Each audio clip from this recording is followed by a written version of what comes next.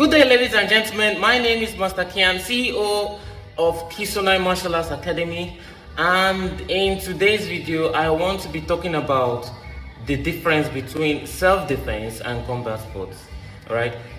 Some people don't really know that there is a gap between these two. All right. Somebody that is practicing combat sports. Combat sports is simply an act of engaging in a fighting competition between two people disciplined in that particular discipline or in that particular sport. So when you say someone is doing combat sports, it's not necessarily self-defense. You are practicing for a sport. You are practicing to outsmart your fellow opponents in that same discipline. So let's take, for instance, someone that is practicing boxing. If you're practicing boxing, it means you are just learning how to fight with your two arms. And yes, in a competition where your fellow opponent is also practicing the same thing. So what's the idea there? The idea there, you're just trying to see if you can outsmart your opponent. A lot of factors to consider in outsmarting your opponent. So you can't say you're 100% practicing self-defense. You can fight in that particular sport or discipline.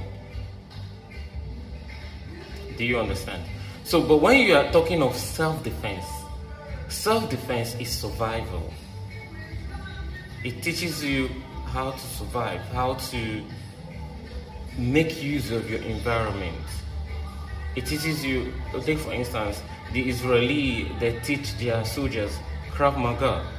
Krav Maga is an Israeli form of self-defense where their soldiers are taught this particular style of fighting, where they incorporate a lot of lethal strikes like eye gouge, throat gouge, groin kick, and all that, which most of all these things are a big foul in combat sports.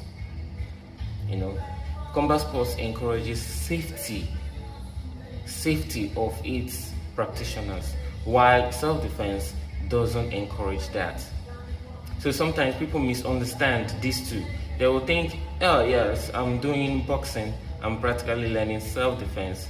But at the end of it, there's something I used to tell my students. How can you're practicing boxing? The first thing they'll teach you in boxing is what? You have to be on guard. I'll be on guard. If someone is throwing punches at you, you be on guard.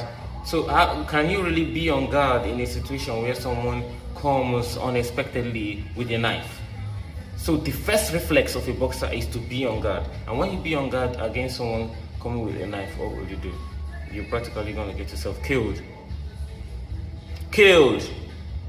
And so you see, self-defense mentality is totally different from someone who is practicing combat sports. Like I said, self-defense have this survival instinct. They have this survival mentality. What to do when an attacker comes. What is expected of you to do when situation or maybe the situation surrounding you is not favorable. Take for instance, you could swim if there is a river. That's also kind of self-defense. You are escaping to survive through swimming. Okay, if you are doing boxing and you don't know how to swim, and let's say swimming is the only way for you to survive, what would you do? So a lot of things, self-defense is really very, very complex.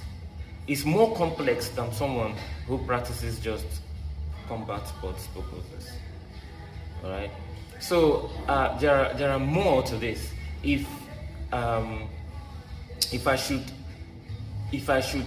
explain, if I should separate this very, if I should talk extensively concerning these two, you find out that there is a lot. Even someone who is running, a sprinter, Someone who runs, a sprinter, is even much more of a self-defense practitioner. Because when situation arises, when you need to run, you must run. All right. So that is exactly what I want to talk about: the difference between the self-defense and combat sports. So let's not mix these two together. Someone that will be practicing combat sports, and you think you are actually learning self-defense. You are not totally wrong. You are not totally wrong. But the thing is, there is a big gap between these two. Like I used boxing as an example. You can't say you as a boxer is better off than someone who is practicing self-defense. So if someone that is practicing self-defense don't necessarily need to be in the ring. Yeah, it doesn't need to outsmart someone doing boxing. No, you'll be surprised. I'm practicing self-defense and you're doing boxing. I will just, first thing I will do is to just go to your throat or go to your eye gouge or kick your groin. So these are just basic self-defense instinct that I have. So thank you very much. My name still remains Master Kian.